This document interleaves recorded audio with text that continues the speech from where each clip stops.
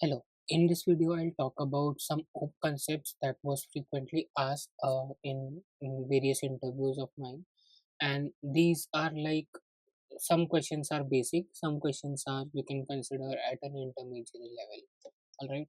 So we'll begin. We'll first take this topic of implementing singleton class. Okay. A singleton by default means that uh, this class can be instantiated only once. So even if you do even if you instantiate the class twice, thrice, or any other time, the instantiated id will remain the same. So a basic demo begins by creating one class. This class will have a private variable called as instance. We initialize it with none. Inside this, whenever you invoke any new instance or you try to create a object of a particular class, this is the internal danda method that gets called. And by default, this danda method will accept the dynamic parameters. And considering this is new, so instead of self we will have a proper naming convention, cls, class variable basically. So here we need to check if underscore instance is none. This can be accessed via this. So basically this class variable is none. If it is so, what we need to do, we need to assign this variable by calling super. It's up to you. You can either use the syntax or you can avoid writing the syntax. Both is fine. Then you call this new constructor and you pass cls. Finally, you return cls dot underscore instance. This is how you create a singleton class in Python. Now to check this, we can call a is equal to a1 is equal to a2 is equal to a, and if we do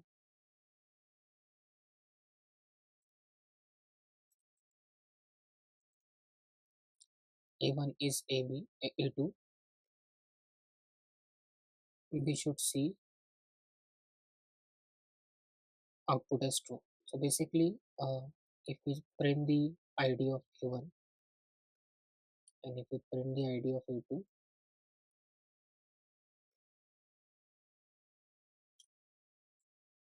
both will return the same id. Okay? So basically, no multiple instances are allowed, as whenever you try to instantiate a singleton class, it will give you the same object.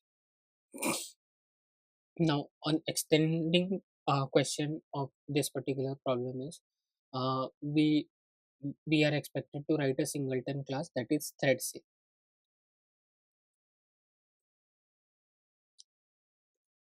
Thread safe demo dot. Okay. A lot of code remains same, but there are various code snippet also expected to get added. So we first import the threading. Just like we have declared the underscore instance variable, we declare lock now, and this will be acquired from threading dot lock. Okay. Now this remains same. Here we need to do cls dot underscore lock in order to keep your singleton class thread safe.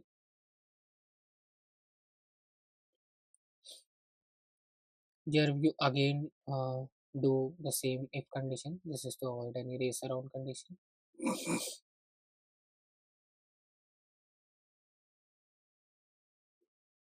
We eventually again use the same syntax and we return this.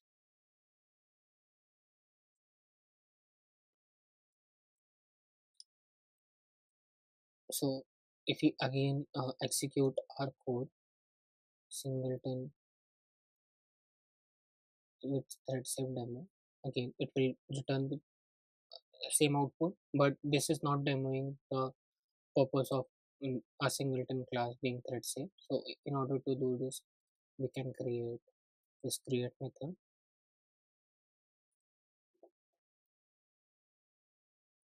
is equal to a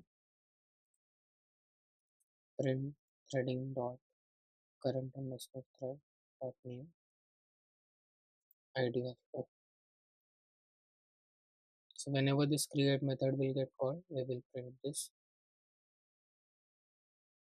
Now we can have result as an empty list for I in range of 5. T is equal to threading dot thread. Target becomes our create. Name is equal to I plus 1. We should append this to T and we should now call start for T in result T dot join. Okay. So now this is a proper code snippet to demo your singleton class being thread safe. If you execute this code, this will give you the same ID and this whole process will demo your will serve your purpose. On this line only, now that we are discussing this new Danda method, let us demo a class that is basically keeping track of how much time a class instance has been instantiated or created.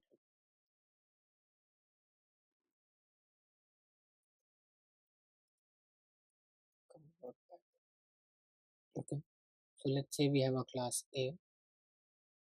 We just need to find out how much time this class A has been instantiated.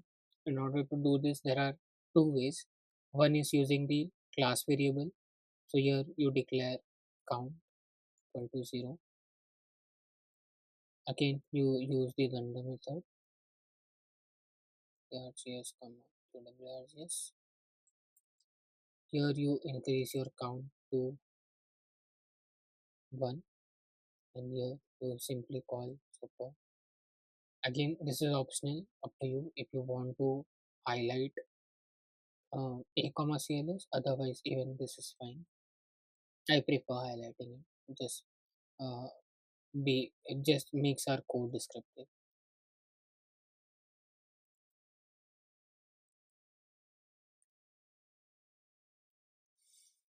Now let's instantiate this. Again, let's instantiate this, and if we do now a dot count, we should see 2.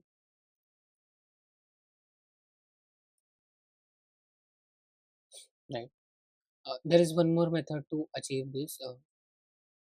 However, the preferable method is this only, using class count. But if you want to avoid this, you can declare the count variable as a global variable. You access this via globally global scoping is global scoping it, and the incrementing logic remains the same.